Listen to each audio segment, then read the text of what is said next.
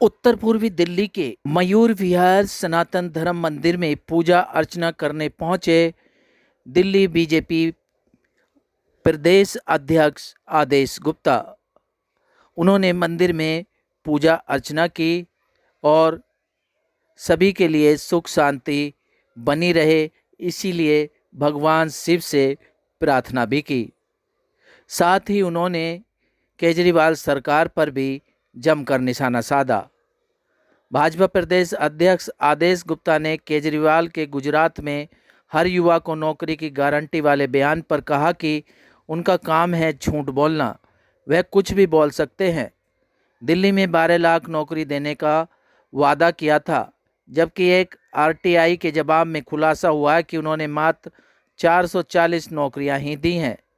वहीं excise policy पर भी झूठ बोलते हुए कहा कि 3000 करोड़ का फ़ायदा हुआ, जबकि एलजी साहब को दिए गए दिल्ली सरकार के नोट में 2191 करोड़ मतलब 37.5% फीसदी की कमी राजस्व में आई है। शराब माफियाओं के साथ मिलकर हजारों करोड़ों का घोटाला किया है दिल्ली सरकार, मतलब भ्रष्टाचार का पर्याप्त बन चुकी है। कोई भी खरीदारी हो, चाहे जल बोर्ड हो, चाहे बसों की खरीदारी हो, हर जगह भ्रष्टाचार किया है। क्या कुछ कहना था बीजेपी दिल्ली प्रदेश अध्यक्ष का, देखिए रिपोर्ट। आज हम सनातन धर्म शिव मंदिर, बहुत प्राचीन मंदिर है यहाँ का, यहाँ आकर मैंने परिवार सहित और हमारे जो पार्टी के प्रमुख कार्यकर्ता हैं उनके साथ यहाँ अभिषेक पूजन महादेव जी का किया है। सावन के महीने में भगवान शिव की पूजा अर्चना आराधना करना सनातन धर्म की परंपरा है। कहते हैं कि भगवान शिव भोले बाबा स्वयं साक्षात सावन के महीने में पृथ्वी पर आते हैं। महादेव जी से प्रार्थना की दिल्ली और देश के अंदर सुख शांति समृद्धि रहे, सबकी मनोकामना पूरी हो और जो व्याधियाँ, जो कष्ट लोगों के जीवन में वो दूर हो। महादेव जी सबके कष्ट हरते हैं।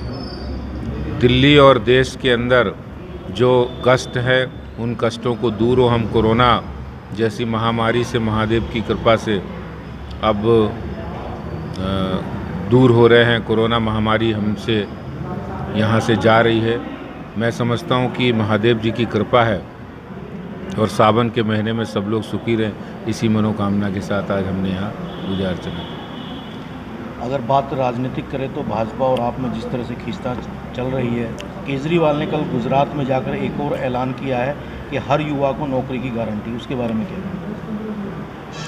देखिए, केजरीवाल जी जवानी जमा खर्च में कुछ भी कह सकते हैं। दिल्ली में वो बड़े बड़े मंचों से कह रहे हमने 12 लाख रोजगार दिए, लेकिन हकीकत सबके सामने आ गई है कि आरटीआई के जवाब में हकीकत आई कि उन्होंने 100-200 से ज़्यादा रोजगार नहीं दिए। जो हमने आरटीआई का जवाब निकाले उसमें 440 के आसपास नौकरियां हैं केजरीवाल सरकार ने दी। इनके झूठ बोलने का आलम यह है कि जहां मैं यहाँ बैठा हूँ, इस विधानसभा क्षेत्र के विधायक हैं दिल्ली के उप मुख्यमंत्री मनीष सिसोदिया। वो 30 जुलाई को ये कहते हैं कि दिल्ली की नई एक्साइज पॉलिसी से 3000 करोड़ रुपए का हमें फ़ायदा हुआ है।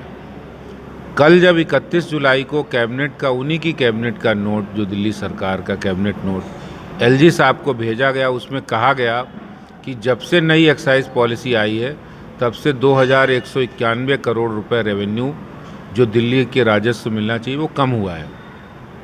37.5% की कमी राजस्व में आई है। ये दिल्ली के उप मुख्यमंत्री का बयान है। तो ये झूठ बोलने की मशीन है। ये जवानी जमा खर्च ही करते हैं, प्रचार करना इनका काम चल रहा है। कल जो है हाईकोर्ट में एक याचिका डाली गई है कि जो भी प्रतिनिधि और निजी तौर पर जो सरकार में शामिल होते हैं उनके लिए एक अलग से प्रावधान किया जाए ताकि वो सिंगापुर, मतलब निजी और जैसे राजनीतिक दौरों पर जा सके। उसके बारे में क्या? देखिए, ज़रूर जाना चाहिए, लेकिन दिल्ली के मुख्यमंत्री हैं, अगर वो मेयर काउंसिल में जा रहे हैं तो इससे ज़्यादा शर्म की बात नहीं हो सकती कोई। आप मेयर तो हैं नहीं मुख्यमंत्री जी, और फिर अंतिम समय में जब दिल्ली के लोग सिंगापुर की सरकार को यह पता लगा कि मुख्यमंत्री अरविंद केजरीवाल मेयर नहीं है, तो उन्होंने अंतिम समय में उनका इनविटेशन भी पोस्ट कैंसिल कर दिया।